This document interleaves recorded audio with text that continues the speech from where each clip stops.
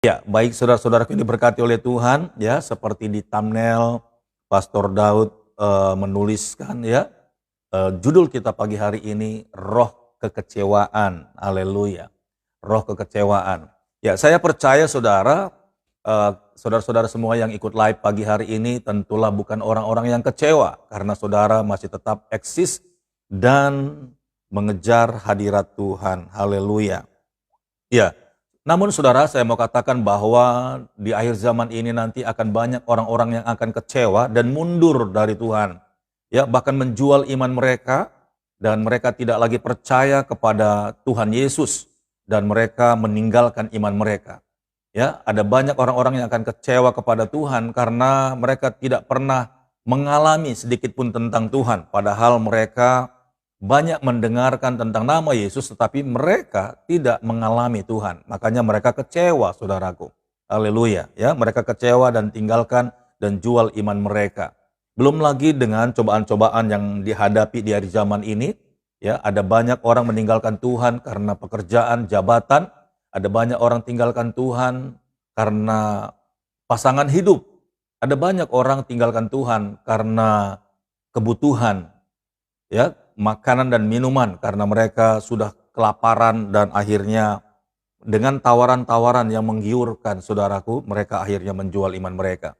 Tetapi saya bersyukur kalau masih ada orang-orang yang setia dan yang tetap semangat percaya kepada Tuhan Yesus. Sekalipun, ya, ada banyak tantangan, rintangan, saudaraku, tetapi kita tetap percaya bahwa Yesus itu Tuhan dan Dia tidak pernah tinggalkan kita barang sedetik pun, saudaraku. Yang setuju katakan amin. Ya, saudara, saya akan ambil dari kitab Matius pasal 11 pagi hari ini. Matius pasal yang ke-11, ya, kita akan bahas tentang kekecewaan itu tadi, saudara. Kenapa orang bisa kecewa? Nah, ternyata jawabannya ada di sini. Haleluya. Matius pasal yang ke-11 dari ayat yang kedua sampai ayat yang ke-7, saudaraku, ya. Ya, inilah alasannya kenapa banyak orang akhirnya kecewa. Ya, Matius pasal 11 ayat yang kedua sampai yang ke-7 saja. Ya, sebenarnya di sini sampai ayat yang ke-19. Tetapi kita bahas sampai ayat yang ke-7 saja. Haleluya. Ya. Demikian firman Tuhan, saudara. Ayat yang kedua. Di dalam penjara, Yohanes mendengar tentang pekerjaan Kristus. Di dalam penjara, Yohanes mendengar tentang pekerjaan Kristus. Jadi saat ini, ya, ketika perikop ini ditulis, Yohanes ditangkap dan dimasukkan ke dalam penjara. Ayat yang ketiga, lalu menyuruh murid-muridnya bertanya kepadanya. Nah, kata menyuruh murid-muridnya ini bisa dikatakan menyuruh jemaatnya. Ya, ini kalau berbicara sekarang ini murid-murid itu adalah jemaatnya. Jadi sebelum Yesus datang, ya, Yohanes Pembaptis sudah dipakai oleh Allah untuk mendahului pelayanan Yesus, ya, membuka jalan-jalan, bahkan meratakan tanah-tanah dan padang gurun itu semuanya dibuka sehingga Yesus akan berjalan dengan kemuliaannya. Nubuatnya seperti itu, ya. Jadi Yohanes sudah mendahului membuka pelayanan sebelum Yesus memulai pelayanannya. Nah, jadi Yohanes Pembaptis ini mengajarkan, saudara, tentang ajaran pertobatan. Makanya di mana-mana Yohanes ada, mulutnya selalu berkata-kata, bertobatlah, sebab kerajaan Allah sudah dekat. Itu sebenarnya menunjuk kepada Yesus yang akan datang setelah dia. Bertobatlah, sebab kerajaan Allah sudah dekat. Nah, di mana-mana dia selalu mengajarkan tentang pertobatan, saudaraku, ya, tentang pertobatan. Ayat yang ketiga, lalu menyuruh murid-muridnya, jemaatnya, bertanya kepadanya, nya itu Yesus, engkaukah yang akan datang itu atau haruskah kami menantikan orang lain? Nah, saudaraku yang diberkati oleh Tuhan, ya, ketika Yohanes Pembaptis di penjara, murid-muridnya itu kehilangan pemimpin, ya, kehilangan pemimpin. Padahal Yohanes sebenarnya sedang menceritakan seorang yang akan datang setelah dia, dialah yang akan menyelamatkan umat manusia. Tetapi disinilah masalahnya, saudaraku, ya. Kita belajar dari satu komunitas ini. Murid-muridnya ini ketergantungan kepada pemimpin, saudara. Padahal pemimpinnya ini, Yohanes Pembaptis ini yang sedang dipenjara ini, selalu menceritakan tentang kehidupan, keselamatan yang akan kita dapatkan lewat Yesus. Ya, lewat Yesus. Nah, ketika Yohanes Pembaptis ini dipenjara, murid-muridnya itu semuanya kayak kehilangan induk, saudara. Makanya Yohanes memanggil murid-muridnya dan datang ke penjara lalu berpesan, pergilah tanyakan kepada dia, apakah dia yang kita tunggu-tunggu itu? Nah, padahal sebenarnya saudaraku lihat ya, sebelum Yesus memulai pelayanannya, itu Yesus datang kepada Yohanes untuk dibaptis di Sungai Yordan. Ya, lalu Yohanes sendiri melihat ada burung merpati, itu adalah Roh Kudus, ya, melambangkan burung merpati dan turun dan hinggap di atasnya. Jelas saudara bahwa apa yang diketahui oleh Yohanes tentang Mesias itu memang jelas sudah di depan mata dia. Makanya Yohanes berkata, membuka tali kasutnya pun aku tidak layak. Nah, Yohanes Pembaptis sudah yakin bahwa orang yang di depannya itulah Mesias yang akan menyelamatkan seluruh manusia. Tetapi dalam setiap pengajaran Yohanes Pembaptis, sekalipun Yesus sudah ada dan sudah dibaptis lewat Yohanes, Yohanes masih mengajar, saudara. Masih menceritakan pengajaran-pengajaran tentang pertobatan kepada jemaatnya, kepada murid-muridnya. Lalu Yesus punya perjalanan sendiri. Dia melayani dan dia mencari murid-murid Yesus lagi, lalu mengajarkan tentang kerajaan Allah. Nah, ketika Yohanes Pembaptis ini ditangkap, saudaraku, ternyata ada keraguan-raguan di dalam hatinya. Nah, sepertinya ketika saya baca ini, ini Yohanes bagaimana sih? Orang dia kok yang baptis Yesus, dia kok yang melihat langit terbuka, dia kok yang dengar dari langit ada suara. Inilah anakku yang kukasihi, kepadanya lah aku berkenan. Itu Yohanes tahu loh. Bahkan disaksikan oleh banyak orang ketika Yesus dibaptis. Lalu turunlah Roh Kudus seperti burung merpati, saudara. Nah, kenapa lagi Yohanes masih ragu-ragu, saudaraku? Makanya, saudara, murid-muridnya ini kehilangan pegangan. Makanya Petrus ini menyuruh murid-muridnya untuk bertanya kepada Yesus, engkaukah yang akan datang itu? Atau haruskah kami menantikan orang lain? Terjadi yang namanya keraguan-raguan, saudaraku.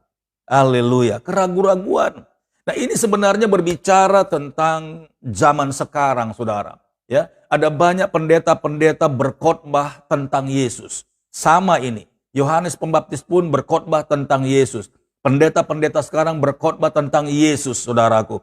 Jemaat-jemaat itu banyak yang akhirnya mendengar khotbah yang begitu bagus. Jangan heran saudara, saudara tertarik dengan pendeta-pendeta yang khotbahnya bagus. Saudara-saudara akhirnya ikut ke dalam suatu gereja yang saudara rasa di gereja itu penuh dengan pengajaran. Yang saudara rasa di gereja itu penuh dengan urapan. Ketika pendeta-pendeta terkenal, pendeta-pendeta yang pintar berbicara, pendeta-pendeta yang punya banyak pengalaman, pendeta-pendeta yang punya pengetahuan tentang Alkitab, punya pengertian tentang Yesus, saudara. Sehingga saudara terikat, saudara nyemplung di dalam jemaat itu. Saudara akhirnya menyerahkan diri dan saudara tidak bisa mendengar pendeta lain. Karena saudara sudah terlanjur sangat suka dengan pendeta itu. Saudaraku yang diberkati oleh Tuhan. Sebenarnya ini teguran buat kita semuanya. Bahwa sehebat apapun saudaraku, sehebat apapun pendeta menceritakan tentang Yesus, sedahsyat apapun pengertian pengajarannya untuk membukakan tentang Yesus, saudaraku, satu kali kalau kita terikat dengan pendeta itu, kita sama seperti murid-murid Yohanes, saudara. Kita kecewa sama dia. Karena apa? Karena ternyata kita hanya mengerti tentang Yesus lewat perkataan seorang pendeta, seorang hamba Tuhan, seorang pembicara sama seperti Yohanes Pembaptis ini. Padahal Yesus di zaman yang sama, tapi murid-muridnya hanya melekat kepada Yohanes Pembaptis. Yohanes ini akhirnya bingung. Ya, akhirnya bingung karena kemampuan seorang Yohanes Pembaptis itu tidak bisa membawa jemaatnya, membawa murid-muridnya ke surga, saudaraku. Bahkan setiap mereka punya masalah, setiap mereka punya persoalan, Yohanes Pembaptis tidak punya kemampuan untuk menyelesaikannya. Haleluya. Saudaraku ini berkati oleh Tuhan. Kalau kita juga punya gaya yang sama seperti di zaman Yohanes ini, maka kita keliru besar, maka kita akan salah, bahkan kita lama-lama kecewa. Karena kita mendengarkan setiap khotbah-khotbah yang bernyala-nyala, berapi-api, yang begitu diurapi. Tapi kok persoalanku, masalahku tidak pernah selesai. Kok aku punya problem, aku punya persoalan, kok aku tidak bisa atasi. Siapa yang dapat menolong saya? Saudaraku, ini diberkati oleh Tuhan. Pertanyaannya simpel. Karena saudara lebih dekat dengan pengkhotbah dan bukan lebih dekat kepada yang dikhotbahkan, saudaraku. Haleluya. Praise the Lord. Nah, Yohanes Pembaptis, dia selalu berkata, bertobatlah sebab kerajaan Allah sudah dekat. Dia selalu menceritakan tentang situasi bahwa kerajaan Allah akan datang. Tetapi kerajaan Allah itu di mana, saudaraku? Haleluya. Kerajaan Allah itu di mana dan siapa? Nah, seharusnya setiap hamba-hamba Tuhan, pengkhotbah harus menjelaskan ini. Jangan terlalu terpaku dan terpaut dengan pembicara, tetapi seharusnya ketika dijelaskan, ketika dibeberkan, ketika diberitakan siapa Mesias itu, seharusnya jemaat-jemaat bukan melekat kepada pembicara, bukan melekat kepada pendeta, tapi harus melekat kepada Tuhan. Itu sebabnya Pastor Daud sangat yakin dan percaya bahwa semua gereja punya otoritas yang sama. Semua gereja punya pengurapan yang sama. Semua gereja itu sama di hadapan Tuhan. Persoalannya adalah masalahnya itu ada di dalam jemaatnya, saudaraku. Haleluya. Karena kita terlalu interest, terlalu tertarik dengan semua kata-kata pendeta, semua kata-kata pembicara, semua khotbahnya. Tapi kita tidak mau datang kepada Tuhan. Kita selalu mendengar kata-kata manis. Kita selalu mendengar khotbah-khotbah yang menyingkapkan banyak hal. Membeberkan semua fakta-fakta. Dan menyingkapkan semua rahasia. Tapi persoalannya, apakah pendeta itu sanggup mengatasi masalah saudara? Tidak, saudaraku. Tidak. Haleluya. Jadi bukan karena khotbah yang hebat. Bukan, saudaraku. Bukan karena khotbah yang berpengetahuan luas. Bukan, saudara. Tapi ketika nama Yesus diberitakan, saudara harus punya hubungan yang baik dengan Tuhan Yesus. Haleluya. Jadi saya mau katakan, sesederhana apapun pendeta menyampaikan firman Tuhan, ya, sekalipun dia tidak sebaik pendeta-pendeta yang terkenal, saudaraku. Wow, yang punya nama, yang viral, saudaraku. Bahkan yang punya gereja besar, dengar baik-baik. Sekalipun pendeta itu bicaranya cuma sederhana, tetapi saudaraku, haleluya, itu sudah cukup untuk membuat saudara dekat dengan Tuhan. Bukan karena hebatnya khotbah, bukan karena dalamnya pengupasan, sehingga saudara semakin dekat dengan Tuhan. Tidak. Keputusan saudara yang menentukan. Hubungan saudara, ya, dan penyerahan hidup saudara kepada Tuhan, itu yang membuktikan. Jadi dimanapun saudara gereja, dimanapun saudara dengar khotbah, sebenarnya bukan isi khotbah itu yang membuat saudara akhirnya masalahmu selesai. Tidak. Tapi hubunganmu dengan Tuhan. Haleluya. Jadi dimanapun saudara berada, beribadah, saudaraku, berjemaat, siapapun pendetamu yang paling sederhana sekalipun, engkau akan mengalami Tuhan dengan luar biasa, melebihi gereja-gereja lain kalau saudara punya hubungan yang baik dengan Tuhan. Haleluya. Justru banyak orang-orang kecewa muncul itu dari tempat, dari gereja-gereja yang tadinya khotbahnya menyala-nyala. Ada urapan Tuhan di situ. Wow, manifestasi kuasa Roh Kudus terlihat di sana. Tapi jemaatnya tidak punya hubungan dengan Tuhan. Tetapi mereka melekatkan kepada pendetanya. Inilah penyesatan, saudaraku. Makanya firman Tuhan di akhir zaman akan berkata, enyahlah engkau hai pembuat kejahatan. Kenapa, saudara?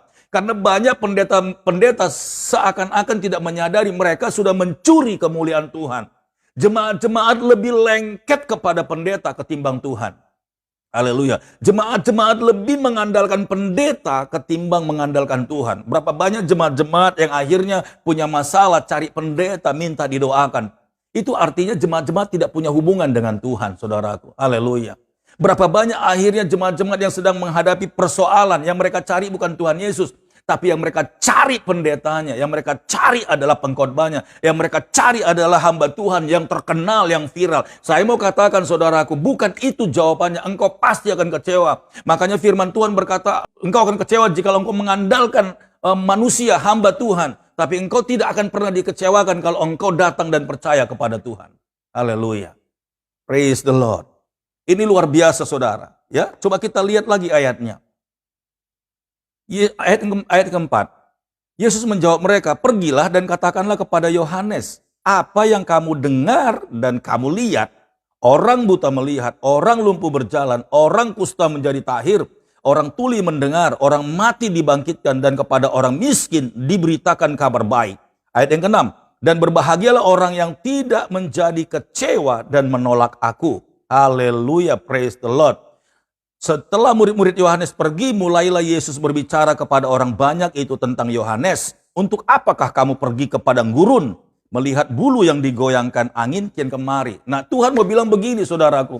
Percuma buat apa kamu datang dan mencari, dia sebenarnya menyinggung tentang Yohanes. Buat apa engkau pergi ke padang gurun? Karena Yohanes itu ada di padang gurun, saudara.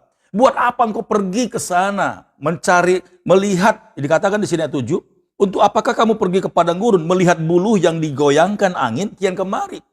Itu sebenarnya manusia, saudara. Yang Yesus maksudkan itu, Yohanes itu manusia yang sebenarnya dia pun masih bimbang dan ragu. Kadang berpikir ke sana, kadang berpikir ke sini. Jadi kalau kita mau datang ke padang gurun, cari Yohanes Pembaptis, dan tidak pernah dapat solusi. Karena Yohanes, sekalipun kita kejar dia di padang gurun, dia mengajarkan tentang pertobatan, tetapi yang menyelesaikan persoalan hidup kita bukan Yohanes, tetapi Yesus, saudaraku. Haleluya. Praise the Lord. Ya, makanya Yesus berkata di ayat 6, dan berbahagialah orang yang tidak menjadi kecewa dan menolak aku. Di akhir zaman ini Yesus sudah berkata di ayat ini di akhir zaman ini banyak orang yang akhirnya kecewa.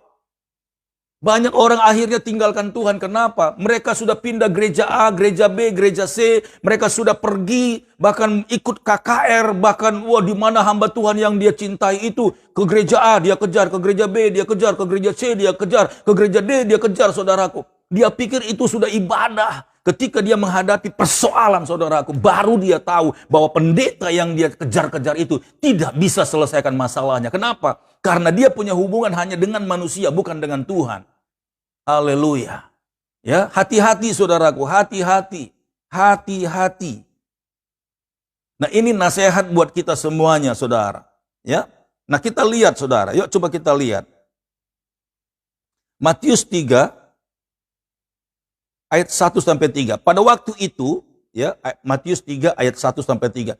Pada waktu itu tampillah Yohanes Pembaptis di padang gurun Yudea dan memberitakan, bertobatlah sebab kerajaan surga sudah dekat. Bukankah ini tugas daripada hamba-hamba Tuhan, para pendeta-pendeta yang selalu mengajarkan agar kita hidup kudus, hidup benar, bertobat dan segala-galanya. Tidak ada, saya yakin tidak ada seorang pendeta yang mengajarkan datanglah kepadaku, aku ini sanggup menyelesaikan masalahmu. Ada? Tidak ada, saudaraku. Tetapi kesalahannya kenapa jemaatnya sangat interest, bahkan mengagumi pendetanya. Sekalipun pendetanya ini pernah doakan orang sakit sembuh, pernah doakan orang bangkrut sukses, sekalipun pendeta ini pernah bernubuat dan benar, tetapi itu bukan dia, saudaraku. Jemaatnya itu terlalu terpana dengan pendeta ini. Dan akhirnya pendeta ini dijadikannya Tuhan, bahkan berhala, saudaraku. Kemana-mana ini pendeta pergi, ke situ dia ikut. Bahkan saudara, banyak pendeta akhirnya tersesat dan menyesatkan diri, menyesatkan jemaat, saudaraku. Apa saja yang dikatakan oleh pendeta ini semuanya dipercayai oleh jemaat. Bahkan akhirnya banyak pendeta jatuh ke dalam dosa karena keuangan menipu.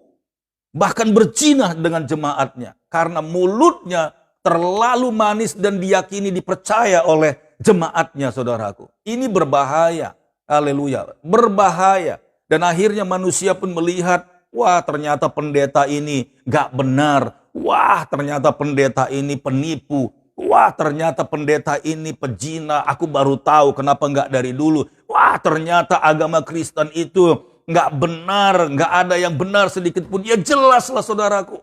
Karena saudara itu, saudara menaruh hati saudara di manusia. Yohanes aja yang jelas-jelas seorang nabi gak bisa bikin apa-apa, saudaraku. Dia di penjara, dia nggak bisa melakukan apa-apa. Haleluya. Makanya murid-muridnya kocar kacir. Mereka datang ke penjara. Mungkin mereka berkata begini, Tuhan Yohanes, engkau di penjara, bagaimana kelangsungan hidup kami? Bagaimana kelangsungan gereja ini? Bagaimana kelangsungan jemaat ini? Saudaraku diberkati oleh Tuhan. Makanya Yohanes Pembaptis katakan kepada murid-murid, coba kamu pergilah kepada orang itu. Katakanlah kepada dia, apakah dia yang kita tunggu-tunggu itu ataukah masih ada orang lain? Agar kami tahu persis. Halo, saudaraku diberkati oleh Tuhan. Dengar baik-baik. Ini bukan salah pendetanya. Pendetanya tidak bilang ikutlah aku agar masalahmu selesai. Kalau ada pendeta begitu, hamba Tuhan begitu yang suka kasih tuntunan, yang suka kasih nasihat agar kita terpaut dengan dia, tinggalkan pendeta itu. Itu sesat, saudaraku. Itu sesat. Haleluya. Jangan pernah datang ke satu tempat yang dimana hamba Tuhannya memaksa saudara untuk mengikuti aturan-aturan apa yang dikatakan mulutnya. Haleluya, berbahaya saudaraku. Karena tidak semua perkataannya itu muncul dari Roh Kudus, itu hanya hikmat manusia. Lalu saudara menjadi bodoh di dalam itu. Saudara menjadi tidak mengerti apa-apa sehingga saudara akhirnya manut saja apa yang dikatakan oleh hamba Tuhan itu. Kalau ada yang begitu keluar buru-buru saudaraku. Engkau tidak akan benar di situ.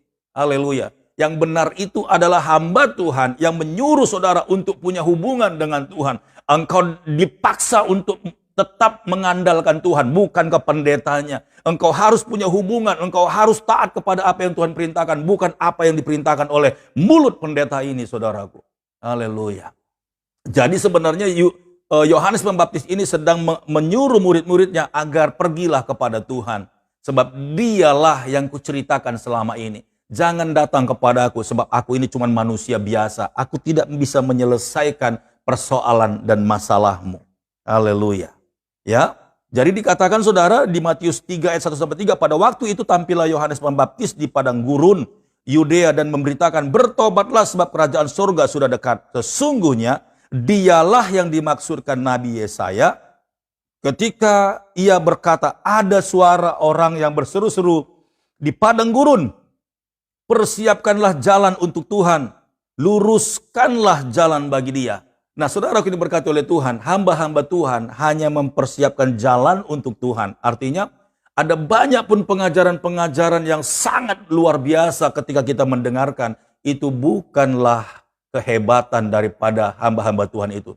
Tetapi membiarkan jemaatnya untuk semakin setia kepada Tuhan. Semakin dahsyat kepada Tuhan. Semakin punya hubungan dengan Tuhan. Haleluya, praise the Lord. Nah saudaraku, kita baca lagi ya Matius 3, kita lanjut lagi Matius 3 ayat 13-17. Demikian firman Tuhan.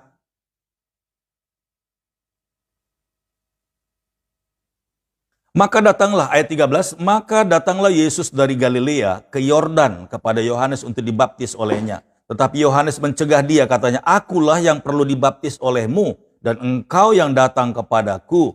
Lalu Yesus menjawab, katanya kepadanya, biarlah hal itu terjadi, karena demikianlah sepatutnya kita menggenapkan seluruh kehendak Allah, dan Yohanes pun menurutinya.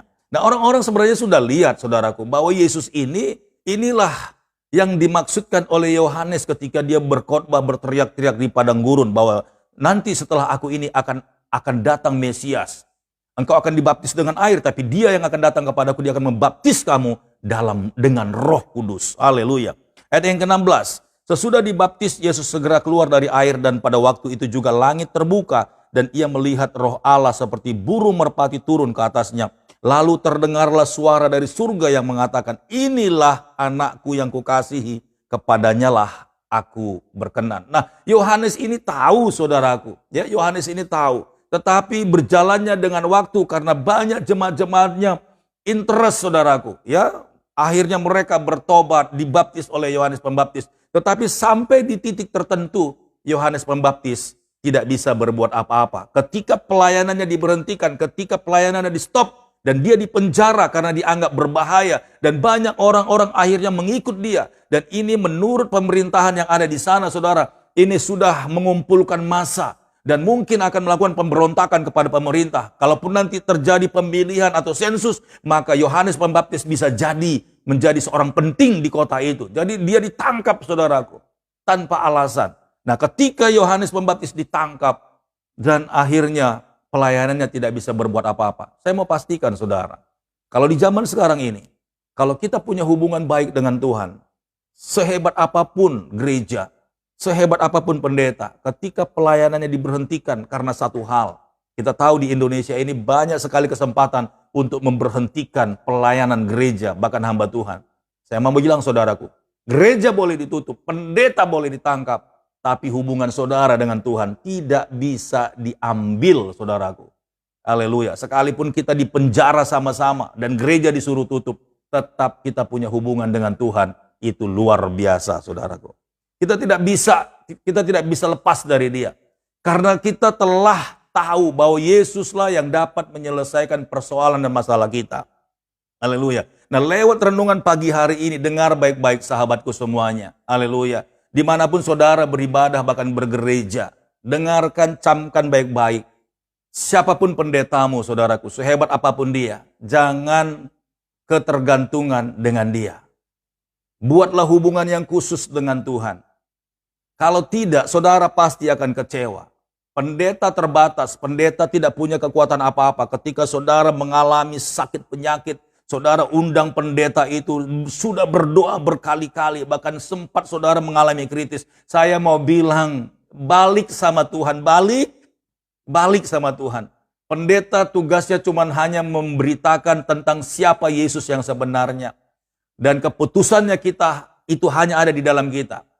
Kembali kepada Tuhan. Kalau tidak, saudara kecewa. Banyak khotbah-khotbah yang menurut saudara, waduh bagus banget, pokoknya luar biasa. Saya sangat terbangun sekali. Ketika saudara nyampe di titik tertentu, saudara harus mengambil keputusan. Saudara lebih percaya pendeta atau percaya kepada Tuhan. Haleluya. Terkadang waktu itu Tuhan izinkan saudara, ketika kita diperhadapkan dengan satu persoalan yang pendetamu tidak bisa mengatasinya, yang pendetamu pun punya masalah yang sama. Dengar baik-baik, di situ jangan sampai engkau kecewa. Jangan kecewa, dan mungkin sudah terlalu banyak mulut-mulut manis yang keluar dari pendeta. Kata-kata yang mungkin sudah membuat saudara itu akhirnya mengagungkan dia. Ada banyak pelayanan-pelayanannya yang membuat saudara kagum dan yakin terhadap dia. Dan satu kali kelak, saudaraku, ada satu masa di mana saudara membutuhkan doanya. Dan doa pendeta itu tidak manjur dan tidak akan bisa menyelesaikan masalah saudara. Disitulah buktinya bahwa saudara harus kembali kepada Tuhan.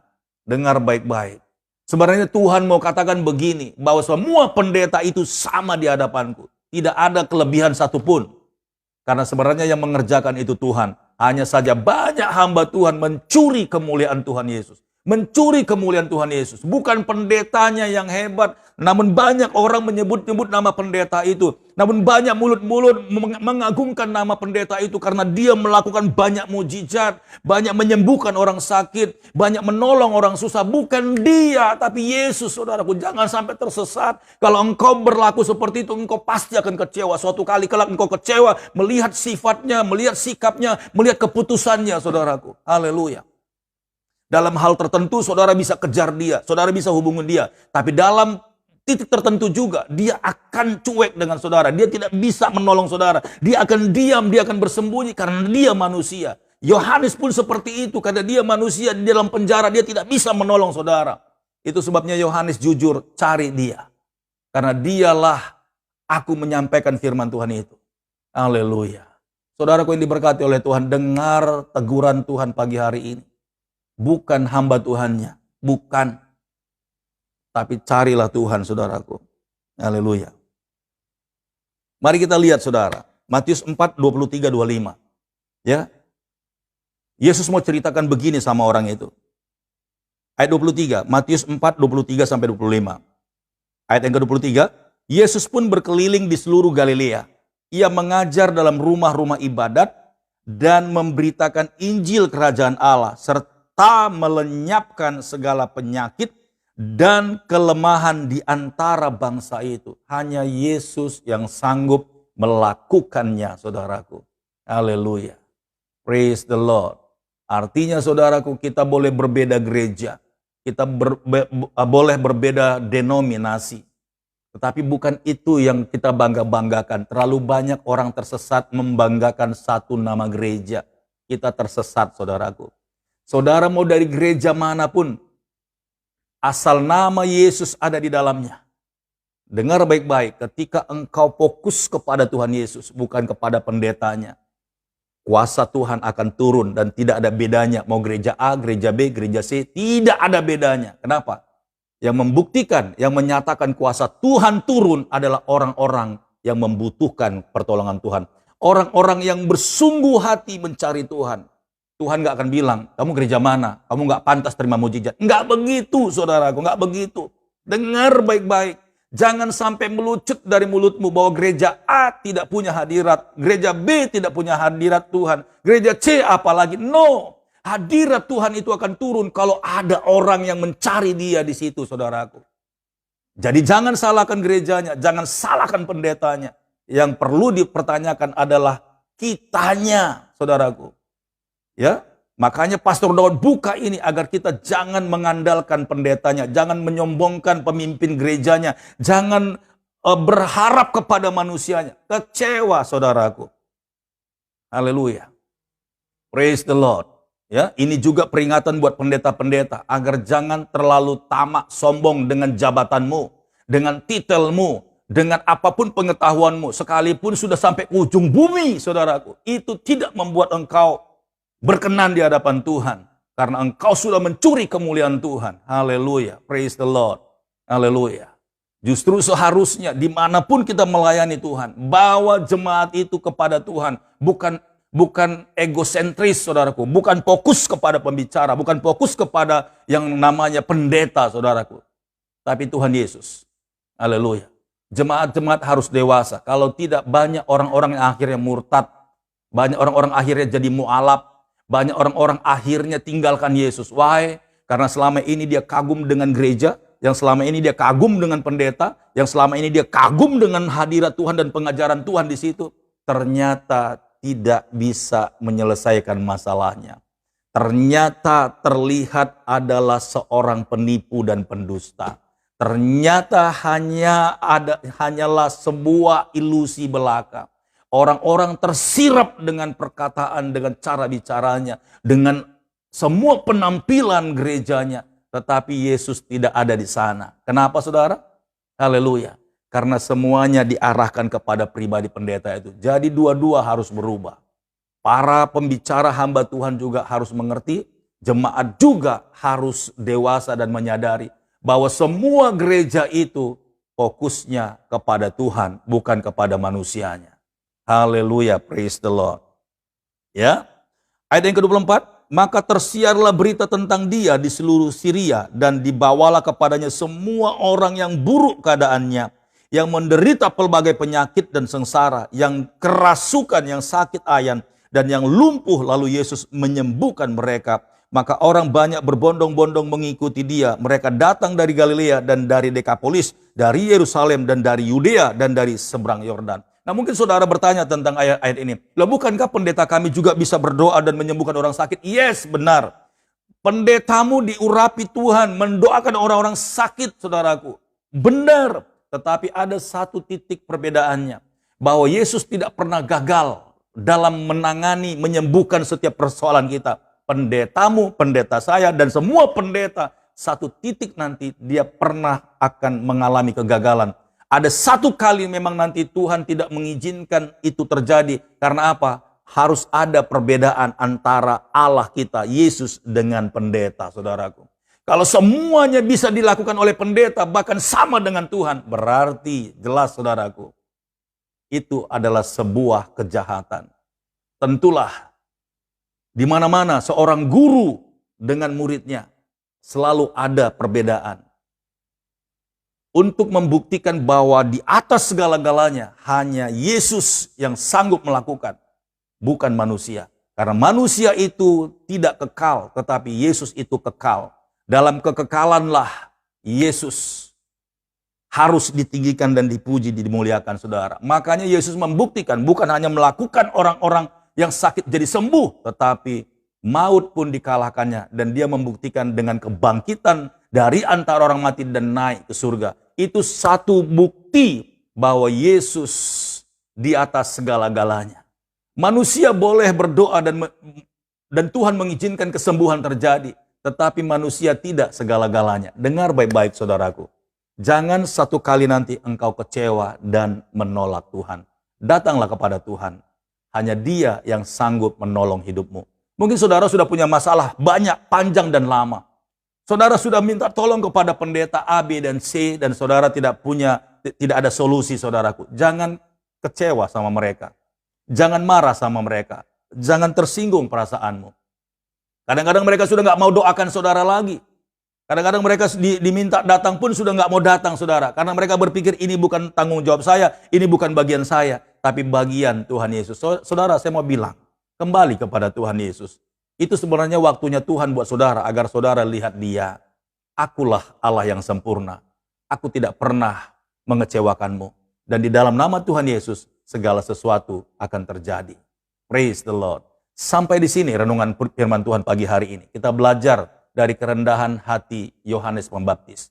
Dia ajarkan murid-muridnya untuk pergi cari Tuhan Yesus. Tuhan Yesus memberkati. Amin.